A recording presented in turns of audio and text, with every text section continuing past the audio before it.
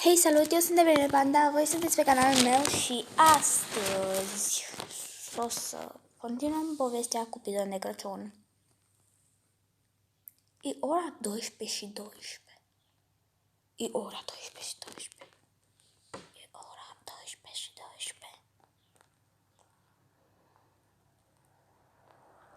Capitolul ăsta o să fie foarte interesant, pentru că, cred că v-am spus și în videoclipul de ieri, că am încercat să filmez ieri, numai că s-a întrerupt la mijlocul capitolului și trebuia să iau de la capăt. Și da.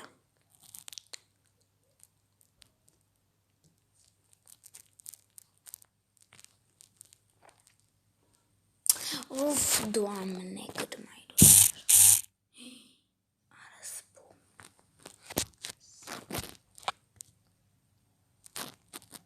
În sfârșit. Cât de tare. Păi, era logic că e încet că am fost cu el la școală. Să ne vină lei. Hai, umble, să ne vină lei. Că ne trebuie lei, să ne îmbrăcăm frumos.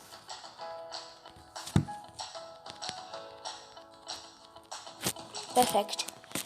Era 75 lei.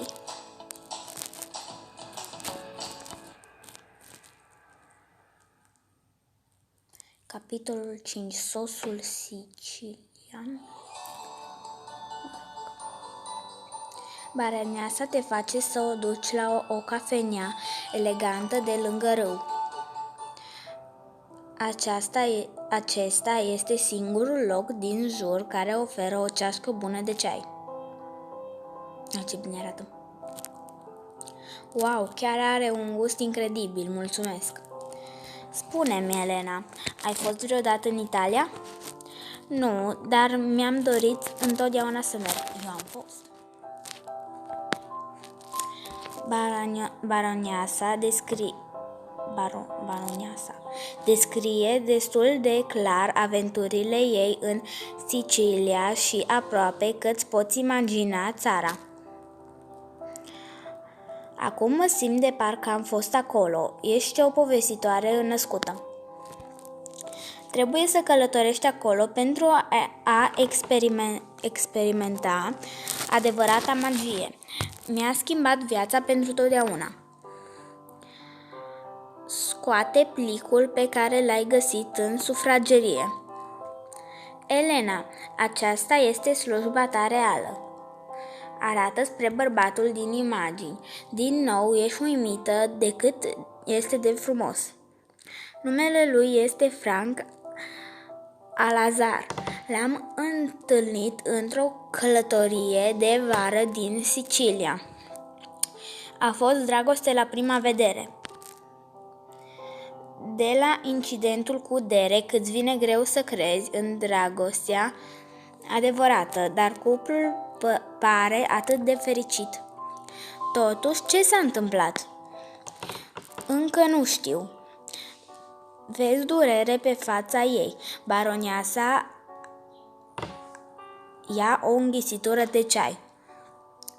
A doua zi, după ce mi-a cerut să fug cu el, Frank a dispărut. Nu l-am mai văzut de atunci. Drum bun care investită. Drum bun. Nu vine să cred că te-a lăsat așa, mai bine fără el. Baroneasa râde ironic. Poate că ai dreptate, dar nu am renunțat niciodată. Nu m-am căsătorit niciodată, nici nu am iubit vreodată un alt bărbat. Anul trecut, un contact de-al meu a confirmat că Frank locuiește aici, în New York. De aceea te-ai mutat aici?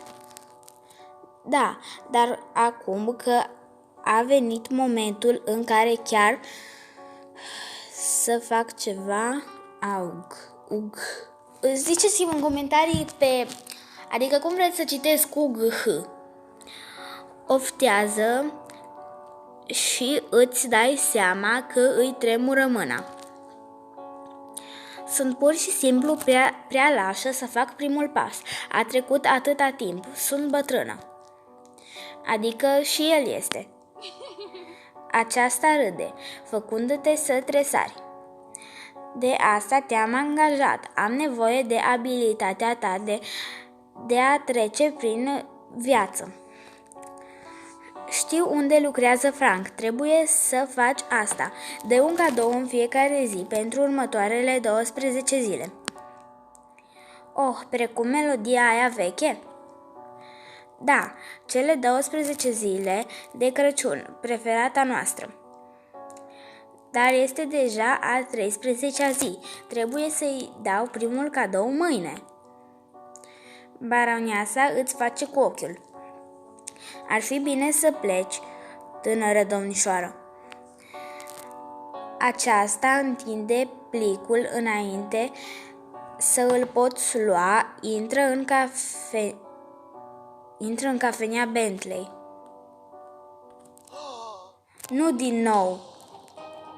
Merge înainte furios și smulge plicul. Atât a fost capitolul? Cred că m-a dat de la mijloc.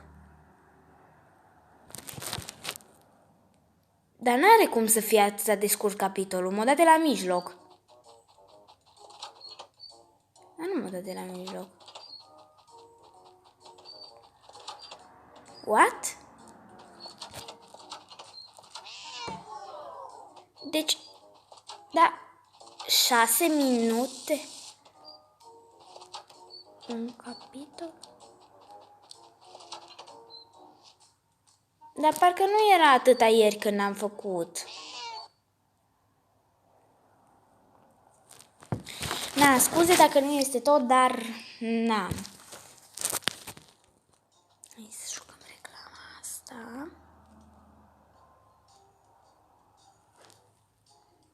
Bye. Bun, și cam atât pentru azi. Dacă v-a plăcut, dați like, abonați-vă și scrieți multe comentarii. Pa! Dar nu putea să fie atâta capitolul. Mă rog, pa!